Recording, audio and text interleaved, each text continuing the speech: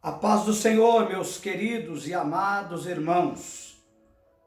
Estendemos aí o nosso carinho e o nosso boa tarde aos nossos queridos irmãos ali da igreja Assembleia de Deus, Ministério Jaú. Um grande abraço ao nosso pastor presidente, pastor Domingos Saraiva, missionária Helena, os demais pastores, os demais obreiros, departamentos. Que Deus abençoe a todos vocês. Estamos aqui passando mais uma vez nessa tarde para deixar uma palavra para o seu coração. Se eu perceber que ela vai ficar muito extensa, eu vou dividir em duas partes, tá certo? Mas nós vamos falar aí um pouquinho nesta tarde. Eu gostaria de usar como texto básico, eu quero usar 2 versículos bíblicos. Se você quiser me acompanhar, o primeiro está no Salmo 119, versículo 18. Eu quero usar esse tema para nós meditarmos nesta tarde. Salmo 119, versículo 18. Vamos ver o que o salmista diz a nós nessa tarde, né? Aproveitando para a gente meditar. Eu ia gravar logo mais à noite, mas à noite está todos os irmãos aí também mandando suas lives, gravando seus vídeos. E eu resolvi fazer agora à tarde, acomodado, tranquilo. E eu queria deixar para você então o que diz o Salmo 119, versículo 18, que diz assim: desvenda os meus olhos para que eu contemple as maravilhas da tua lei. É interessante nós ouvirmos o salmista dizer isso: desvenda os meus olhos.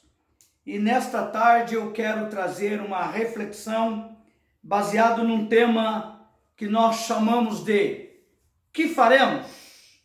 Eu acredito que esta é uma pergunta que todos nós estamos fazendo.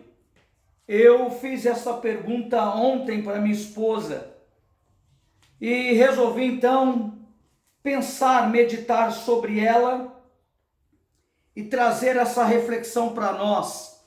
O que faremos diante de tudo quanto nós temos visto e ouvido? E para isso eu quero deixar com você um outro versículo, 2 Reis, capítulo 6, versículo 15, diz assim: tendo-se levantado muito cedo o moço do homem de Deus e saído, eis que tropas, cavalos e carros haviam cercado a cidade. Então o seu moço lhe disse: ai, meu senhor, que faremos? Bom, vamos entender um pouco isso, amados. Desvendar, né? Como o salmista usa ali, desvenda os meus olhos para que eu possa ver as maravilhas da tua lei. Primeiro ponto, desvendar é retirar os impedimentos que nos atrapalham e que não nos deixam enxergar o que Deus tem para nós. E procurar entender a soberania, a vontade do Senhor para o nosso viver, e desvencilhar-se de todos os empecilhos que impedem a nossa comunhão com o Criador. Porque Deus, Ele quer fazer e sempre fez e fará maravilhas. Capítulo 3, versículo 5 do livro de Josué. O povo estava há 38 anos esperando por uma promessa, e Deus então fala através de Josué, fala para o povo se santificar, se preparar, porque amanhã eu vou fazer milagre no meio de vós. E quando nós falamos em milagre, nós estamos falando em intervenção de Deus nos processos humanos e mecânicos, né, do universo, né, e até da vida do homem. Mas quando a gente fala em maravilha, é uma palavra que a gente lê ela de maneira predominante, refere-se aos atos de Deus, né, a coisas maravilhosas que vão além da capacidade humana. Então, nesta tarde, eu quero deixar para você sobre um lugar que é citado 3 vezes na Bíblia, para que eu possa embasar os 2 textos no tema em que eu lhe disse, o que faremos? E eu quero deixar para você o tema Dotã. E a palavra Dotã, eu estive conversando com o meu filho Eduardo esses dias, nós estávamos conversando sobre esse episódio e aproveitando, porque ontem eu fiz essa pergunta para minha esposa e eu quero lançar ela para você. Então, Dotã nos fala de lugar de 2 fontes ou de 2 festas. Este lugar, Dotã, aparece 3 vezes na Bíblia. E todas as vezes que você encontra na Bíblia, ou seja, 3 vezes, esse lugar, Dotã, nos fala de lugar de definição, de decisão.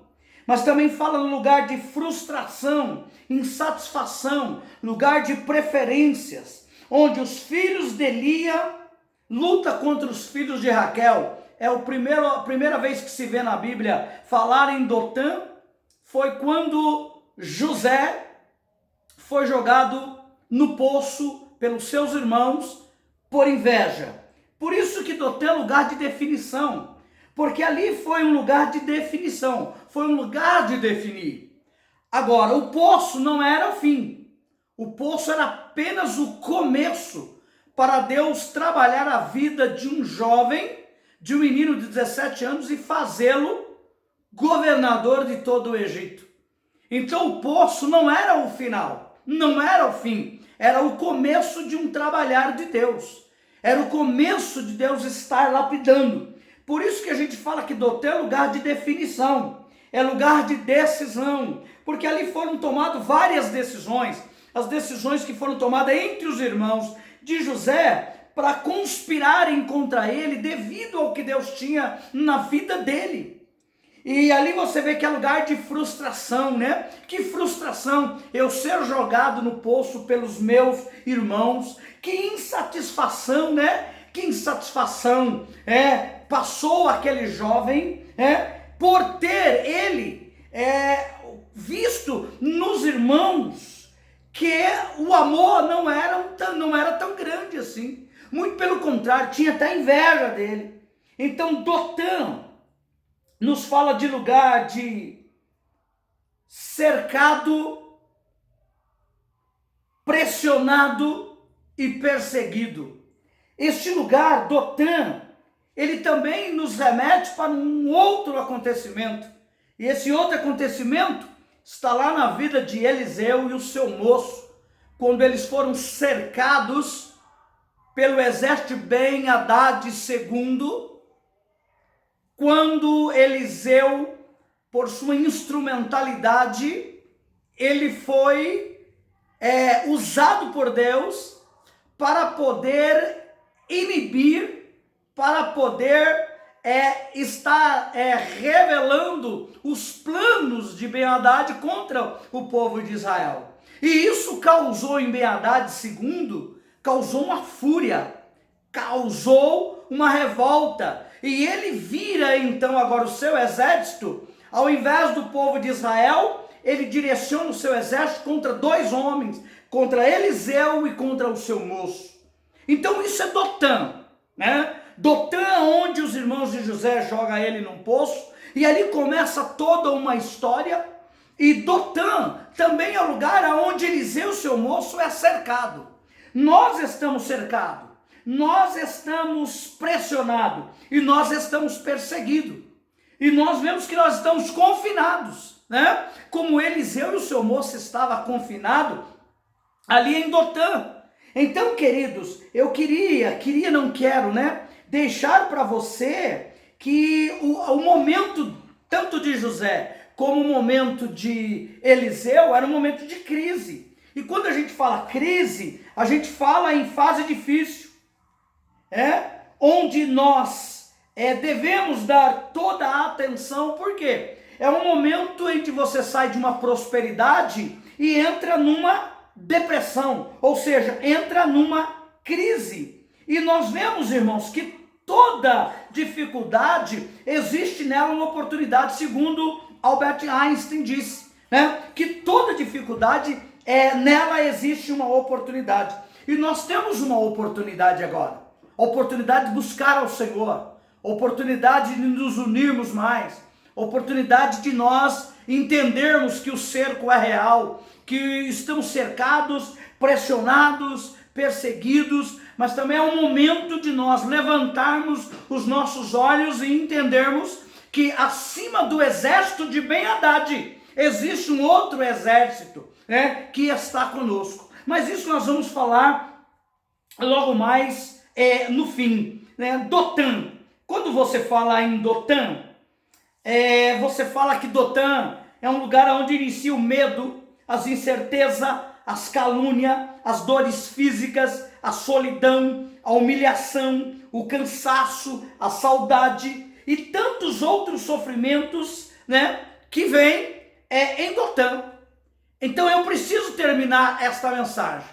Eu vou parar agora e volto aí pedindo para você continuar na segunda parte desse vídeo. Até mais. Não saia daí, eu volto com a segunda parte dessa mensagem.